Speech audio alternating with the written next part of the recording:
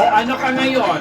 Sa iyong ngiti, ako'y bakit ako nang ngiti? Yeah, kasi nga natuwa din naman ako sa ating kaibigan Ronnie Liang. Si Ronnie nung araw talagang isa yan sa mga sinuportahan natin nung nandun pa siya sa loob ng Pinoy Dream Academy hanggang sa lumabas ng Pinoy Dream Academy at for a while nag-showbiz, naging recording artist, and this time nakakatuwa siya kasi nag-aral siya, nagpa-enlist siya as officer, and alam natin magiging sa mga ilang panahon na lang magiging ano na rin siya, commercial pilot, papalipad ng mga eroplano, bongga, di ba nakakatuwa yung ganong mga artista na nire-reinvent nila ang kanilang mga sarili, hindi lang bilang mga celebrities na nakilala din naman sa kanilang larangan, kundi bilang mga tao na may silbi sa lipunan. O yan, taray ng may silbi sa lipunan.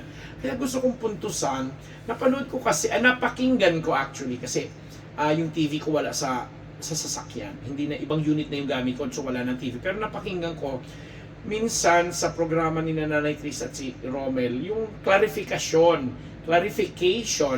na o pagtutuwid na ginawa ni Ronnie Liang sa nag-viral na photo or video nila ni dating spokesperson Harry Roque. Kasi yun namin pakialaman, talagang bububot ako na kaganyan ako, parang marites lang. Sorry po. Kasi si dating spokesperson Harry Roque ay, alam mo yan, naging controversial siya nitong mga huling araw ng June nang dahil sa Pogo.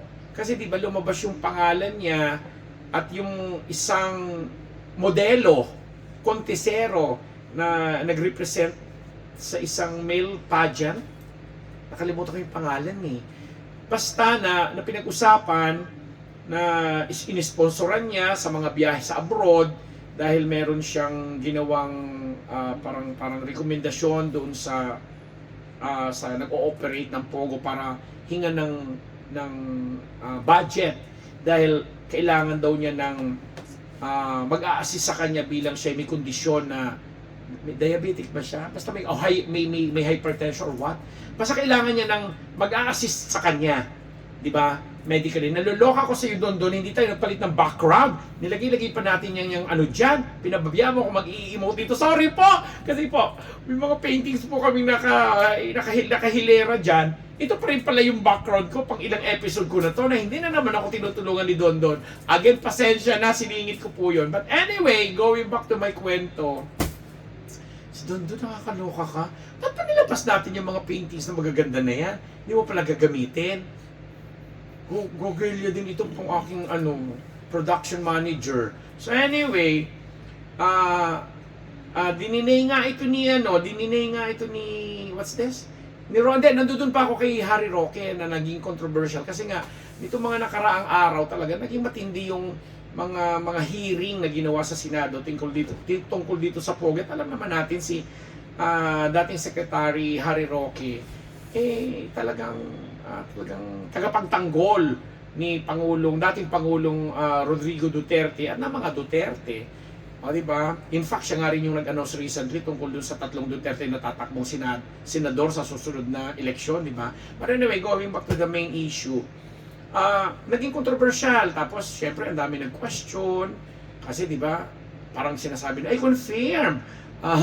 Member natin itong si Harry Roque kasi napaka-pogi ng kanyang personal assistant or executive assistant na ginastusan ng pera ng gobyerno at isinama niya sa mga lakad niya sa abroad in the guise of magiging tagapag-alaga niya dahil may kondisyon nga siyang medikal.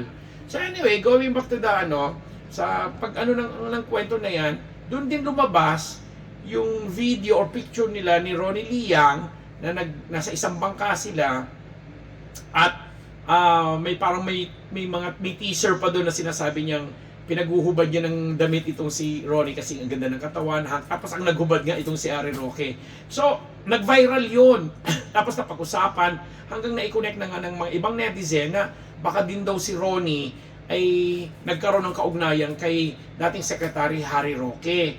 na agad-agad namang klinaro nga at napakinggan namin ang gawang klarifikasyon ni Ronnie na unang-una 2 years ago pa pala yun yung video yung photos or video nga kasi nagsasalita si Harry Roque o video na kumalat 2 years ago pa pala yun at sa imbitasyon daw yun ni dating Secretary Roque na may pinuntahan silang lugar, hindi ko matanda kung sa somewhere in Visayas or Mindanao, may pinuntahan silang lugar para bigyan ng encouragement o palakasin ng loob ng mga naging biktima ng bagyo. May 2 years ago may malakas na bagyo na maraming nasalanta, maraming naapektuhan ng mga Pilipino na binigyan siguro ng ayuda nitong hanay ng gobyerno ni na what's this? Harry Roque and Company. At napasama nga dun itong grupo naman ni Ronnie Liang kasi nga si Ronnie nga nag-aaral maging piloto that time at alam ko nagpa-enlist sa isang sangay ng kasundaluhan. So sabi niya nasa Pampang pa lang daw sila, marami sila magkakasama, siguro nga inedit na lang nung nag-upload ng video. And parang pinakita lang doon ang magkasama si Ronnie Liang at yung singer Ronnie Liang at saka si Secretary Roque na medyo nililid nila doon sa issue ng medyo pagiging malaswa or what. At klinaro ni Ronnie na sabi na lang niya, una nagpatawa pa si Ronnie nung narinig ko.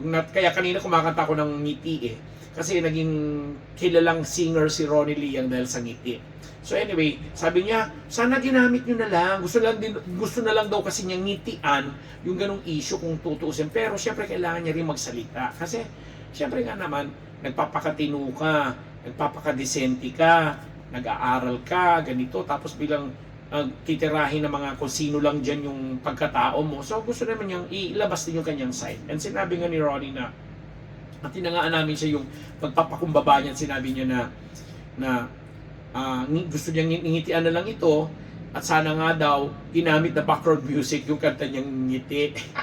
Nakakatawa.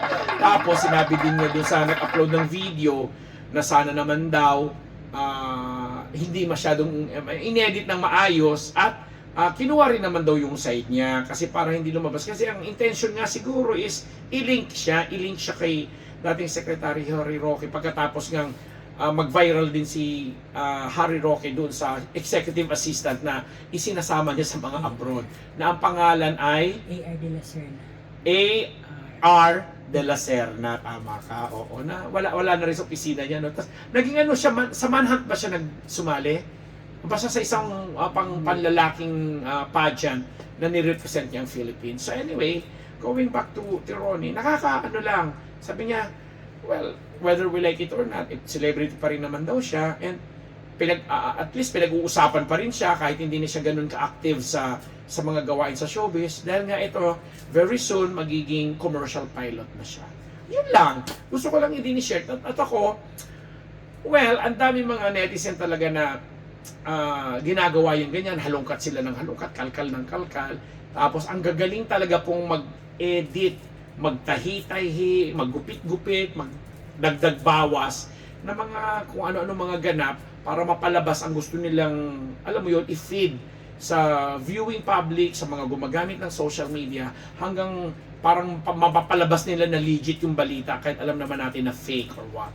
Mabuti na lamang at may mga kagaya ni Ron Liang na nagka-clarify, tinutuwid ang mga maling balita at higit sa lahat, sinabi rin pala ni Ronnie na hindi niya personal na kilala si Secretary Roque, dating Secretary Roque, hindi niya ito personal na kilala at wala siyang kaugnayan na kahit ano dito maliban dun sa na isama lang siya para kumanta o bisitahin yung isang lugar na sinalanta ng bagyo para magbigay ng inspirasyon at hope sa mga biktima.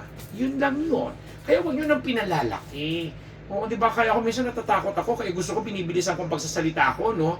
Kasi baka mamaya, pag humihinga-hinga ako, sumisingit-singit, makakuha yung dugtong na hindi naman galing sa akin. Lalo pa, sa panahon po ngayon, gusto ko rin po kayong pag-ingatin.